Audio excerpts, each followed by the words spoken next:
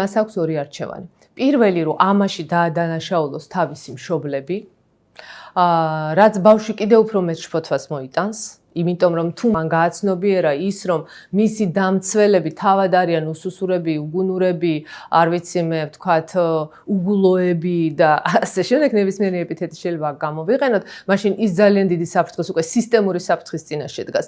ეს ბავშვს მეტ შფოთს ანიჭებს, ამიტომ თავის და უნებურად ის მეორე არჩევანის სასარგებლოდ აკეთებს ხოლმე, გადაწყვეტილებას იღებს და ეს არის რომ დამნაშავე ვარ მე. დღემდე ტრენინგებზე ეს ხშირად ჟღერს ხოლმე, რომ ჩემი მშობლები რო გაშორდნენ, მე ვიფიქრე, რომ ეს ჩემი ბრალი იყო, პატარა ვიყავ და ესე მეგონა. პრობლემა არის იმაში, რომ ეს ლოგიკა დამჯდარი ბავშვობაში მოდის დღემდე.